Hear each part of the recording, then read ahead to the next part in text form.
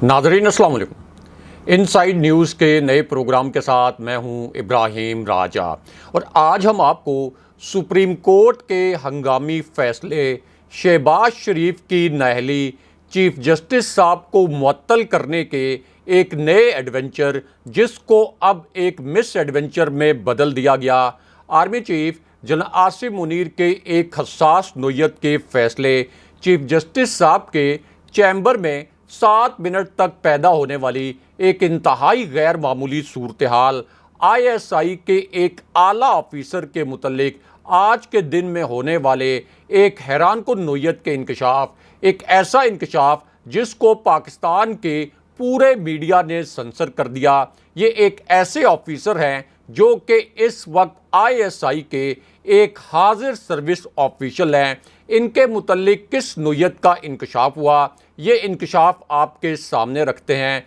London में मियां नवाज शरीफ की रिहाइशगाह से वायरल होने वाली एक हैरानकुन वीडियो की कहानी, मरियम नवाज के एक नए और तबाहकुन नोयत के ब्लंडर, रेड जोन में आज ही के दिन में की गई एक नई और घिनौनी वारदात और उसके बाद इमरान खान साहब के केस में सबसे बड़े फैसले के मुतल्लिक 3 बड़ी खबरों और 2 हैरानकुन वाक़यात की अंदरूनी कहानी सुनाएंगे।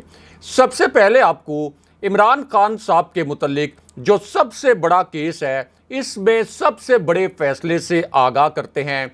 इस फैसले से पहले एक इंतहाई ताकतवर शख्सियत ने बराह रास्त शहबाज शरीफ को शटअप कॉल दी, क्योंकि शहबाज शरीफ ने इस ताकतवर शख्सियत से एक ऐसा मुतालबा किया, या आप ये कह सकते हैं कि इस ताकतवर शख्सियत के कदमों में गिरकर एक ऐसी दरख्वास्त की जिसे इस ताकतवर शख्सियत ने मुस्तरद कर दिया।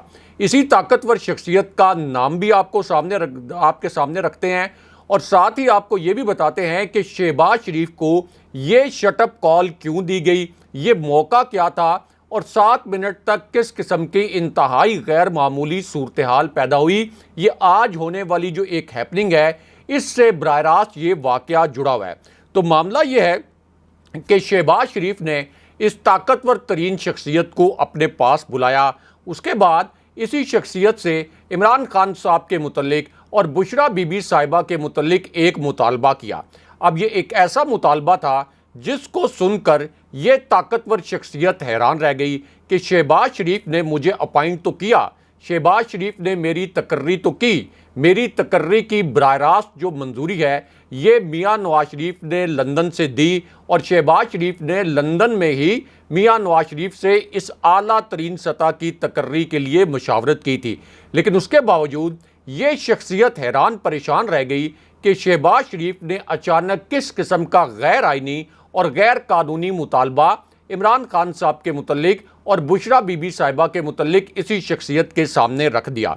अब पहले तो शहबाज शरीफ ने एक दरख्वास्त की इस शख्सियत से। जब इस शख्सियत ने इस दरख्वास्त को ये कहकर मानने से इनकार कर दिया कि ये तो एक इंतहाई गैर आइनी अमल होगा, इंतहाई गैर कानूनी अमल होगा, तो उसके बाद शहबाज शरीफ ने इस शख्सियत को नवाज शरीफ के कहने पर यह धमकी दी कि आपको अपॉइंट हमने किया है, हम आपको आपके ओहदे से बर्खास्त कर देंगे। यानी बात यहाँ तक पहुँच गई, यहाँ तक ये लड़ाई और तू तकार पहुँच गई।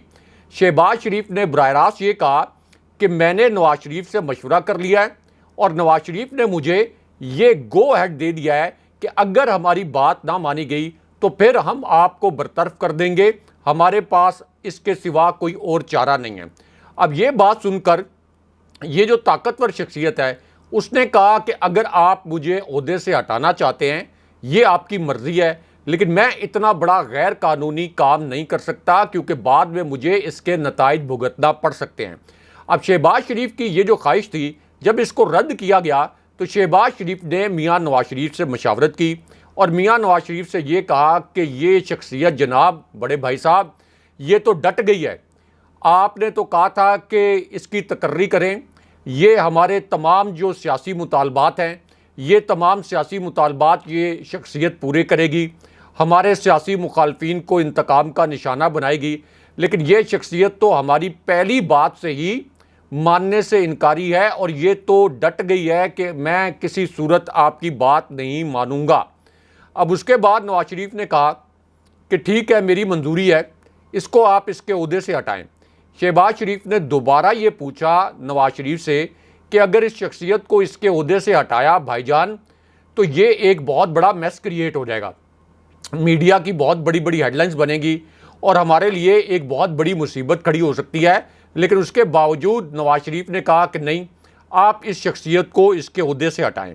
अब शहबाज शरीफ ने इस शख्सियत से फरमाइश ये की थी पहले कि इमरान खान साहब के ख़िलाफ़ एक नाम नहाद जाली हेलीकॉप्टर जो केस है, इसके अंदर मुझे हर सूरत में इमरान खान साहब की गिरफ़्तारी चाहिए।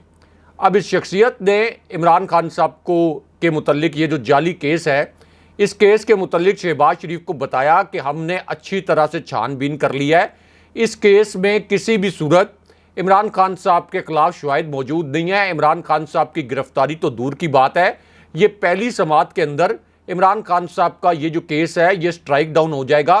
आपकी भी बड़ी सुबकी होगी, हमारी भी बड़ी सुबकी होगी, तो आप अपने साथ साथ हमारी सुबकी ना करवाएं। उसके बाद शहबाज शरीफ ने कहा कि अच्छा चलें, अगर तो जाली हेलीकॉप्टर केस में इमरान खान की गिरफ़्तारी आप नहीं कर सकते, तो फिर आप तोशाखाना केस में हर सूरत में बुशरा बीबी साहिबा और इमरान खान साहब की गिरफ़्तारी करें, एक रेफरेंस बनाएं और उसके बाद एहतसाब अदालत से फ़ैसला लेके आएँ। तोशाखाना केस में हर सूरत में इमरान खान साहब की गिरफ़्तारी मुझे चाहिए। अब जिस वक्त तोशाखाना केस के मुतल्लिक ये मुतालबा किया गया इस शख्सियत से, तो इस शख्सियत ने आप ये कह लें कि इनडायरेक्टली शहबाज शरीफ को शटअप कॉल देते हुए कहा कि ये जो तोशाखाना केस है इसमें भी ज़ीरो एविडेंस है इमरान खान साहब के ख़िलाफ़ और बुशरा बीबी साहिबा के ख़िलाफ़। इमरान खान साहब ने क़वायद के मुताबिक जो तोशाखाना से तोहफ़ लिए थे उनकी कीमत अदा की, इसलिए ये केस भी नहीं बनता और पहली पेशी में ये केस भी अदालत से स्ट्राइक डाउन हो जाएगा। जब शहबाज शरीफ को ये बताया गया साबिक चेयरमैन आफ्ताब सुल्तान की जानिब से, जिनसे ये फरमाइशें कर रहे थे कि इमरान खान साहब को गिरफ़्तार किया जाए तोशाखाना केस में, और आफ्ताब सुल्तान ने बहुत करीब रहकर काम किया है मियाँ नवाज शरीफ के साथ माजी में, और मियाँ नवाज शरीफ के कहने पर उनकी अपॉइंटमेंट हुई थी। तो उसके बाद फिर शहबाज शरीफ ने नवाज शरीफ की मशावरत से उन्हें यह कहा कि या तो हमारे मुतालबात माने या फिर हम आपकी जगह कोई नया आदमी लेके आएंगे। इससे पहले कि वो कोई नया आदमी लेके आते, साबिक चेयरमैन नैब आफ्ताब सुल्तान ने शहबाज शरीफ को इनडायरेक्ट शटअप कॉल देते हुए इस्तीफ़ा दे दिया। लेकिन अब यही जो तोशाखाना केस है, इसी तोशाखाना केस में आज के दिन में इमरान खान साहब के मुतल्लिक एक हैरानकुन फैसला आया है, जिसके असल 3 नुकात मीडिया ने नहीं चलाए या इन तीनों नुकात को मुकम्मल तौर पर डाउन प्ले कर दिया। ये तीनों नुकात मुख्तसरन आपको बताते हैं और आपने अपने जहन में वो हकायक रखने हैं जो हमने आपके सामने बयान किए कि सबसे फ़ाल तहकीकाती एजेंसी नैब हो सकती थी, जो कि इस केस को इंटेरोगेट कर सकती थी, जो इस केस को इन्वेस्टिगेट कर सकती थी। और आफ्ताब सुल्तान ने कहा था कि इस केस में ज़ीरो एविडेंस है। उसके बावजूद जो आज फैसला आया इमरान खान साहब के ख़िलाफ़, जिसके 3 नुकात मीडिया ने नहीं चलाए, ये तीनों नुकात आपके सामने मुख्तसरन रखते हैं। तो मामला ये है कि अदालत के अंदर 3 मिनट तक इंतहाई गैर मामूली सूरत हाल पैदा हुई, जिस पर सहाफ़ी भी हैरान परेशान रह गए कि ये आज अदालत के अंदर हो क्या रहा है। और ये सूरत हाल उस वक्त पैदा हुई जब इस्लामाबाद में एडिशनल सेशन जज की अदालत में तोशाखाना केस की समाअत हुई। इमरान खान साहब के वकील थे ख्वाजा हारिस, और उन्होंने अदालत के दायरा अख्तियार पर एतराज़ उठाया और ये कहा कि अदालत में मैं इलेक्शन एक्ट का सेक्शन 190 और 193 अदालत को पढ़कर सुनाता हूँ। ख्वाजा हारिस ने ये दोनों जो आप कह लें इलेक्शन एक्ट का सेक्शन 190 और 193 था, ये पढ़कर सुनाए। उसके बाद ख्वाजा हारिस ने ये दलील दी कि ये केस जो है इसका काबिल समाअत होना और इसके ऊपर ट्रायल होना ये 2 मुख्तलिफ चीज़ें हैं।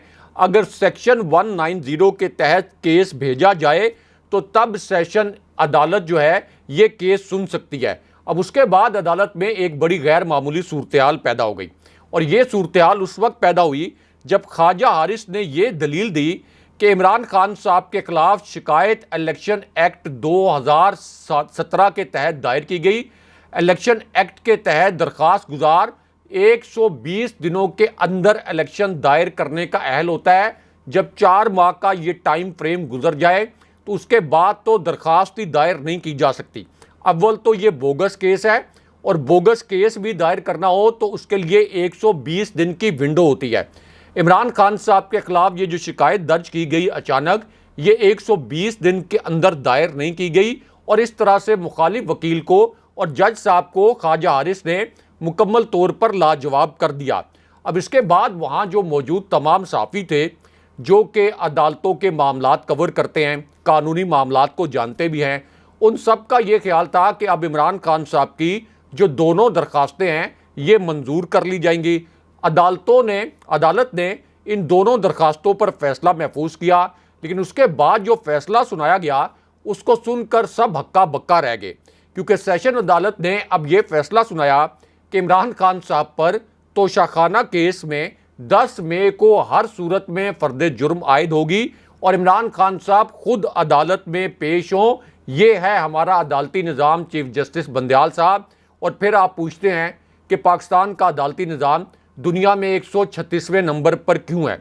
बहरहाल यहाँ पर army chief general Asim Munir के मुतल्लिक अलग से एक बड़ी और अहम नौयत की खबर भी है, और ये खबर उस वक्त आई जब ISI के एक हाजिर सर्विस और एक आला ऑफिसर के मुतल्लिक आज के दिन में एक बड़ा और तबाहकुन नौयत का इंकशाफ हुआ।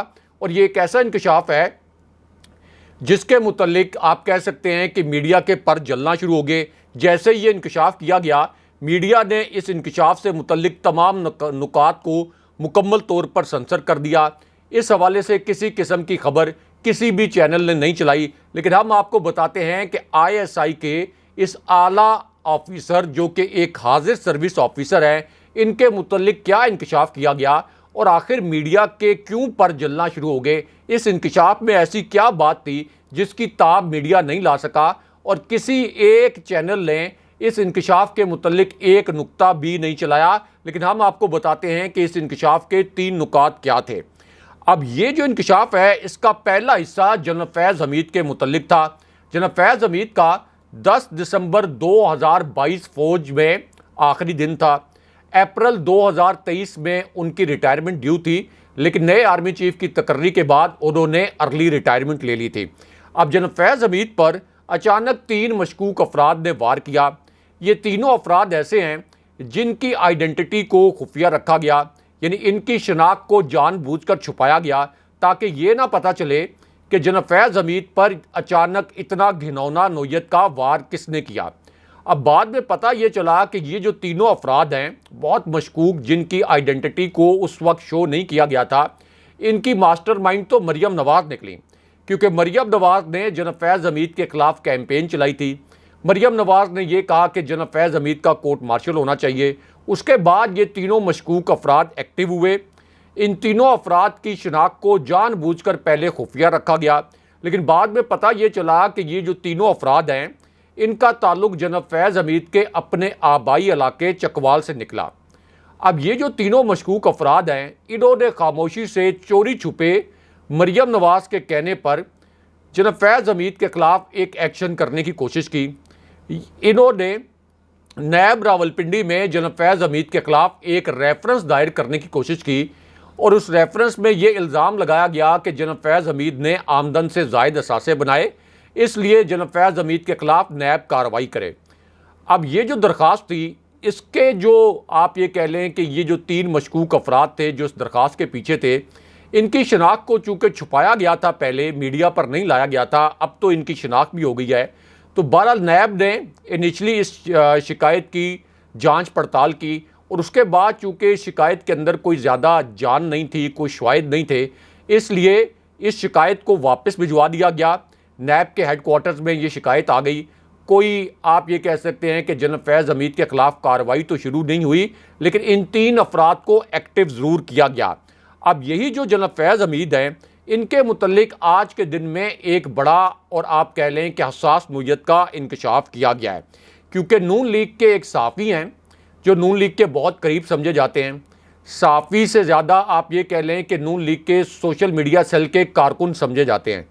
अब इन्होंने एक ट्वीट किया कि जनरल फैज़ हमीद से तफ्तीश की गई है और जनरल फैज़ हमीद के पास शरीफ ख़ानदान की यानी मरियम नवाज़ की, शहबाज शरीफ की, नवाज शरीफ की, सलमान शहबाज की, हमज़ा शहबाज की कुछ ऑडियोज़ मौजूद थी, मुबैना तौर पर कुछ वीडियोज़ भी मौजूद थी। ये ऑडियोज़ और वीडियोज़ मुबैना तौर पर उस वक्त रिकॉर्ड की गई थी जब जनरल फैज़ हमीद DGISI थे। ये एक दावा किया गया, ये मेरे अल्फाज नहीं हैं, ये मुस्लिम लीग नून के करीबी एक सहाफ़ी के अल्फाज हैं। तो इस सहाफ़ी का ये कहना है कि जनरल फैज़ हमीद से तफ्तीश की गई, क्योंकि इससे पहले जो शहबाज शरीफ की प्राइम मिनिस्टर हाउस से एक ऑडियो लीक हुई थी और मरियम नवाज़ की एक ऑडियो लीक हुई जिसमें वो ये कह रही थी कि मेरे दामाद के लिए इंडिया से एक प्लांट मंगवाया जाए, यानी कश्मीर के जो हमारे रियासती मफादात हैं उनको एक तरफ रखें लेकिन इंडिया से मेरे दामाद के लिए एक प्लांट मंगवाएं। तो वो जो ऑडियो लीक हुई थी उसका इल्ज़ाम भी जनरल फैज़ हमीद पर लगाया गया था। तो अब इस सहाफ़ी ने ये ट्वीट किया और जाहिर है कि मरियम नवाज़ की मर्ज़ी से, मरियम नवाज़ की मंशा से ये ट्वीट किया गया होगा। मरियम नवाज़ के सोशल मीडिया ने बाकायदा लिख कर ये ट्वीट भेजा होगा। तो ये ट्वीट किया कि जनाब फैज़ हमीद के पास कुछ ऑडियोज़ मौजूद थी, कुछ वीडियोज़ मौजूद थी जो कि शरीफ ख़ानदान के मुतल्लिक थी। जनाब फैज़ हमीद से मुबैना तौर पर तफ्तीश की गई और जनाब फैज़ हमीद ने ये जो ऑडियोज़ और वीडियोज़ हैं जिनके मुतल्लिक दावा किया गया, ये अब मुतलका हुकाम के सामने सरेंडर कर दी ताकि वो सज़ा से बच सकें। और उन्होंने ये एतराफ़ कर लिया कि मैंने ये ऑडियोज़ और वीडियो रिकॉर्ड की थी। ये एक आप कह लें कि झूठ के पलंदे पर मबनी एक ट्वीट जो है वो ये की गई है। लेकिन उसके बाद अब जनरल फैज़ हमीद के मुतल्लिक जो एक नया इंकशाफ हुआ, एक ऐसे मौके पर जब मरियम नवाज़ ये दावा करती हैं कि जनरल फैज़ हमीद अब भी चकवाल में बैठकर इमरान खान साहब को सपोर्ट कर रहे हैं। तो इस पूरी सिचुएशन में इमरान खान साहब से ये सवाल किया गया कि क्या आपकी जनरल फैज़ हमीद की रिटायरमेंट के बाद उनसे कोई मुलाकात हुई है या जनरल फैज़ हमीद से आपका कोई राब्ता हुआ है, किसी किस्म का कोई टेलीफोनिक राब्ता या कोई मुलाकात हुई है। तो इस पर इमरान खान साहब ने बड़े वाज़े अंदाज में कहा कि जनरल फैज़ हमीद की रिटायरमेंट के बाद मेरा उनके साथ किसी किस्म का कोई राब्ता नहीं हुआ, किसी किस्म की कोई मुलाकात नहीं हुई। लेकिन उसके बाद ISI के एक आला और हाजिर सर्विस ऑफिसर के मुतल्लिक एक ऐसा इंकशाफ हुआ जिसे पाकिस्तान के पूरे मीडिया ने सेंसर कर दिया।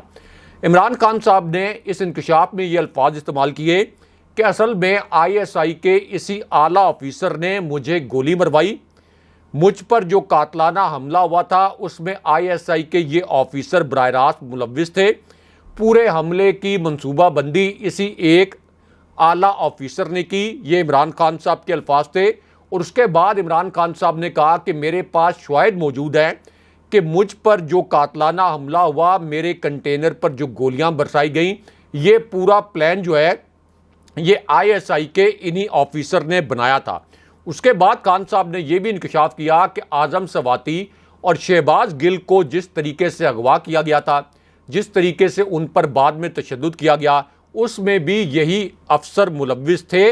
और उसके बाद फिर इमरान खान साहब ने एक और हसास नोयत का इंकशाफ भी किया, उसे भी पाकिस्तानी मीडिया ने सेंसर कर दिया।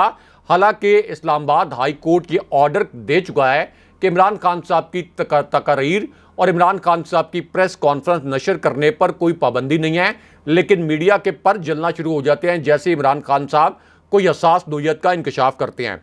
अब इमरान खान साहब का ये जो इंकशाफ था ये अरशद शरीफ साहब की शहादत के मुतल्लिक था। अरशद शरीफ साहब को पहले पाकिस्तान छोड़ने पर मजबूर किया गया था। उसके बाद जब वो दुबई गए तो उनका ख्याल था कि वो कुछ अर्सा दुबई रहेंगे, लेकिन अभी उनके दुबई के वीज़े की मियाद ख़त्म नहीं हुई थी, तो उन्हें दुबई भी छोड़ने पर मजबूर कर दिया गया। अब इमरान खान साहब ने इंकशाफ ये किया कि अरशद शरीफ साहब के केस में भी पाकिस्तान की एक खुफिया एजेंसी मुलव्विस है। ये इमरान खान साहब के अल्फाज थे। लेकिन यहाँ पर अब चीफ जस्टिस साहब के हंगामी फैसले के मुतल्लिक भी एक बड़ी और अहम नोयत की खबर आई है, एक बड़ी ब्रेकिंग न्यूज़ आई है। ये एक ऐसी खबर है जो शहबाज शरीफ पर बराह रास्त तौहीन अदालत और शहबाज शरीफ की नाअहली के मुतल्लिक है। अब ये खबर ऐन उस वक्त आई जब चीफ जस्टिस साहब की बरतरफी का जो नोटिफिकेशन है ये बाकायदा तौर पर तैयार कर लिया गया। यानी एक तरफ तो चीफ जस्टिस साहब से सुप्रीम कोर्ट में दोबारा मुज़ाकरात शुरू करने की भीख मांगी गई और दूसरी जानिब खामोशी से चीफ जस्टिस साहब की बरतरफी के नोटिफिकेशन का जो ड्राफ्ट है इसकी तैयारी शुरू कर दी गई, इसके ऊपर पूरा काम शुरू कर दिया गया, इसकी नोक पलक जो है ये संवार ली गई। अब ये जो नोटिफिकेशन है यानी चीफ जस्टिस साहब की बरतरफी का, ये इसलिए तैयार किया गया कि अगर चीफ जस्टिस साहब की जानिब से शहबाज शरीफ पर तौहीन अदालत लगाई गई तो ऐन उस वक्त एक सर्कुलर समरी, ये एक बड़ी ख़ास टर्म इस्तेमाल होती है सर्कुलर समरी, इस समरी के ज़रिए काबीना से चीफ जस्टिस साहब की बरतरफी की तौसीक करवाई जाएगी। यानी जो वज़ीर जहां मौजूद होगा हंगामी तौर पर यह समरी उस वज़ीर को उसी मकाम पर भेजी जाएगी। सर्कुलर समरी के ज़रिए काबीना की ये सर्कुलर समरी कहलाती है। तो सर्कुलर समरी ये भिजवाई जाएगी और चीफ जस्टिस की बरतरफी की तौसीक करवाई जाएगी। उसके बाद पार्लियामेंट के अंदर एक नाम नहाद करारदाद लाई जाएगी और फिर एक एग्जीक्यूटिव ऑर्डर के ज़रिए चीफ जस्टिस को बरतरफ करने का एडवेंचर किया जाएगा। लेकिन ये जो एडवेंचर है ये असल में एक मिस एडवेंचर में बदल जाएगा, क्योंकि सुप्रीम कोर्ट में इस वक्त कुल मिलाकर 15 जज साहिबान हैं और चीफ जस्टिस साहब समेत 8 जज साहिबान ऐसे हैं जो कि एक तरफ खड़े हैं। यानी चीफ जस्टिस साहब के कैंप में चीफ जस्टिस को मिलाकर 8 जज साहिबान हैं, जबकि दूसरी जानिब 7 जज साहिबान हैं। इसलिए अगर चीफ जस्टिस साहब को एग्जीक्यूटिव ऑर्डर के ज़रिए बरतरफ करने का एडवेंचर किया गया और ये नोटिफिकेशन जारी किया गया तो ये फ़ौरन सुप्रीम कोर्ट से ना सिर्फ ये कि स्ट्राइक डाउन हो जाएगा बल्कि इसके संगीन नताइज भी निकलेंगे, क्योंकि चीफ जस्टिस या किसी भी आला जज या इलेक्शन कमीशन के किसी भी रुकन को हटाने का अख्तियार, उनके ओहदे से हटाने का अख्तियार सिर्फ सुप्रीम जुडिशल काउंसिल के पास है। एग्जीक्यूटिव ऑर्डर के ज़रिए चीफ जस्टिस को नहीं हटाया जा सकता। लेकिन अब इस पूरी सूरत हाल में चीफ जस्टिस और सुप्रीम कोर्ट के बड़े फैसले के मुतल्लिक एक बड़ी और अहम नोयत की खबर आई है। इस फैसले के 3 नुकात आपको मुख्तसरन बताते हैं। इस हुक्मनामे के पहले नुक्ते में यह कहा गया कि मुल्क भर में एक साथ इलेक्शन कराने की दरखास्तों पर समाअत हुई। चीफ जस्टिस उमर अता बंदयाल की सरबराही में जस्टिस एजाजुल हसन और जस्टिस मुनीब अख्तर पर मुश्तमिल ये 3 रुकनी जो खुसूसी बेंच था इसने ये समाअत की। लेकिन यहाँ पर तकरीबन 2.5 मिनट तक इंतहाई गैर मुतवक्को और इंतहाई दिलचस्प नोयत की सूरत हाल पैदा हो गई। और वो इस तरह कि इस समाअत में इत्तेहादी जमातों के वकील फारूक एच नाइक ने अमली तौर पर चीफ जस्टिस साहब के पैर पकड़ लिए। वो अमली तौर पर चीफ जस्टिस साहब के कदमों में गिर गए। बाहर तो बिलावल जरदारी धमकियां दे रहे थे कि कोई गन पॉइंट पर हमसे मुज़ाकरात नहीं करवा सकता, लेकिन यहाँ फारूक एच नाइक ने अमली तौर पर चीफ जस्टिस साहब के पैर पकड़ लिए और उन्होंने कहा कि सुप्रीम कोर्ट हमें मुज़ाकरात के लिए मज़ीद वक्त दे। दूसरी जानिब जो PTI के वकील थे बैरिस्टर अली जफ़र, उन्होंने सुप्रीम कोर्ट से कहा कि जनाब आप अपना जो 14 मई को इलेक्शन का आपने फैसला सुनाया था, PTI ये चाहती है कि आप बस अपने फैसले पर और अपने हुक्म पर अमल दरामद करवाएं। उसके बाद जो अब अदालती फैसला आया है ये शहबाज शरीफ के लिए तबाहकुन साबित हुआ। इस फैसले के 2 नुकात आपको मुख्तसरन बताते हैं। अब इस फैसले के पहले नुक्ते में यह कहा गया कि इलेक्शन कौमी और अवामी अहमियत के साथ साथ आइन पर अमल दरामद का मामला है। अदालत 90 रोज़ में इलेक्शन कराने पर फैसला दे चुकी है। चीफ जस्टिस साहब ने कहा कि हमारे मुतल्लिक ये कुछ कहा गया कि माजी में अदालत ने आइन का एहतराम नहीं किया और रास्ता निकाला। अदालत ने सिर्फ एहतराम में किसी बात का जवाब नहीं दिया, गुस्से में किए गए फैसले दुरुस्त नहीं होते, इसलिए हम गुस्सा नहीं करते।